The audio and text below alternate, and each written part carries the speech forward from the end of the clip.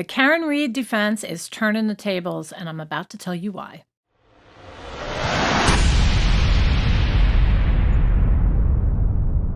Okay, so the defense scored some huge wins this week in the Karen Reed case, and I'm just going to go over some of these. I mean, as far as I'm concerned, this trial is over.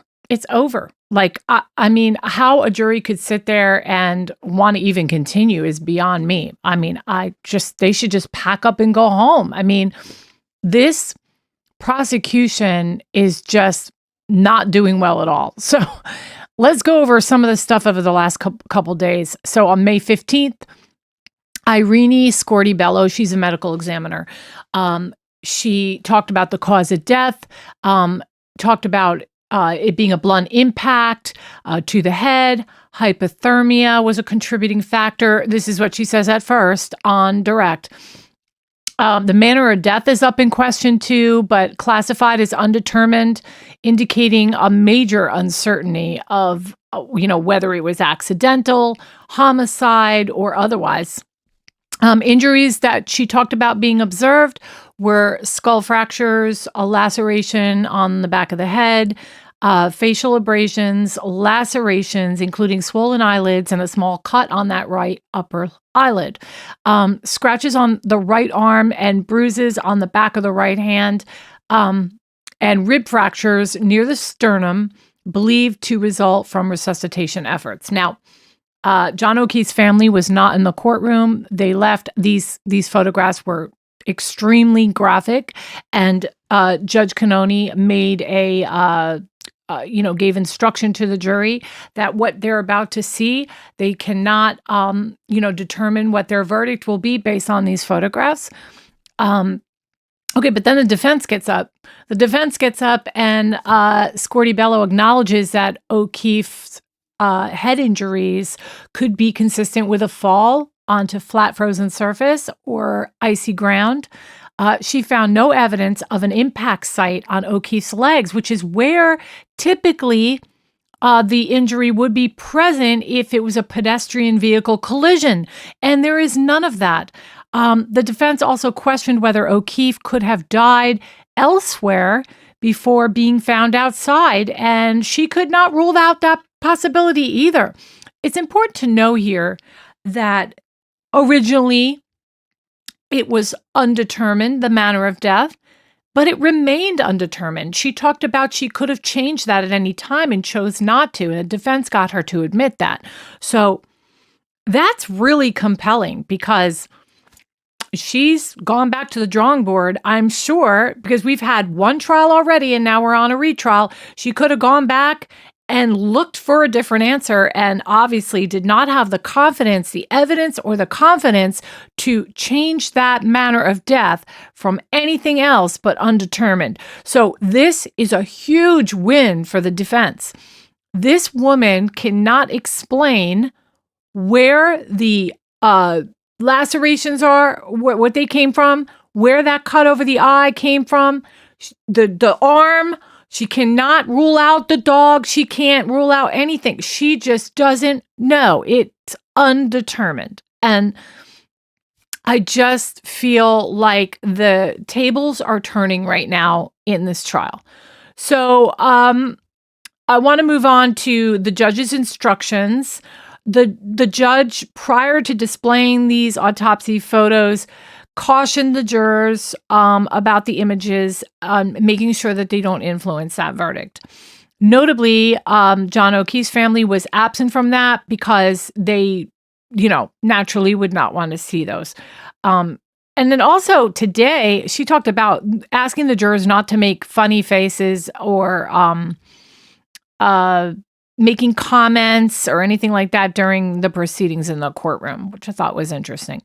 Okay, so then we've got forensic testimony from Andre Porto, a DNA analyst, Massachusetts State Police Crime Lab. The highlights of this are on direct, analyze DNA evidence, and focusing on the samples from John O'Keefe's clothing. He confirmed that DNA found on a stain on O'Keefe's sweatshirt was more likely to belong to O'Keefe than anyone else. There was no human DNA that was detected in hair found on the back of Karen Reed's vehicle, and the lab was not equipped for mitochondrial DNA testing.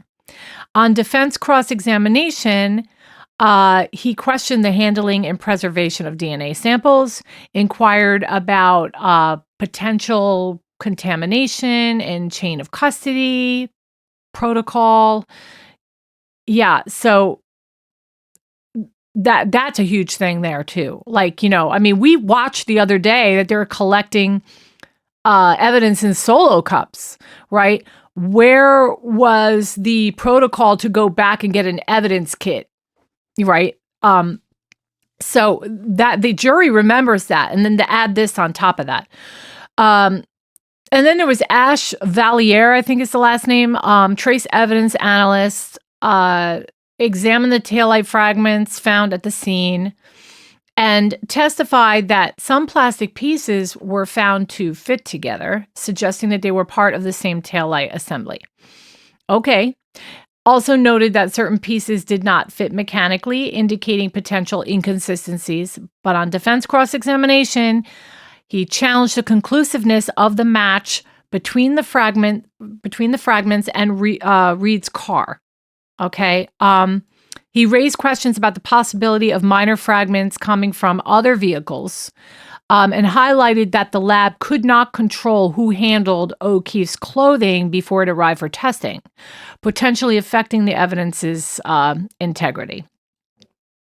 So, with that said, at the end of the day today, the judge said that she would reconsider them maneuvering their timeline and possibly have old witnesses that have already testified back on the stand, like Jen McCabe.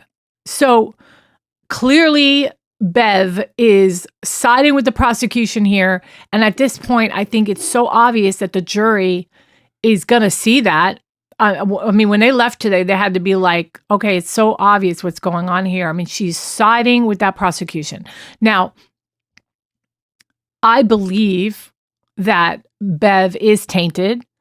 I think she's tainted mainly because Jen McCabe's brother-in-law sent a threatening message to Judge Cannone.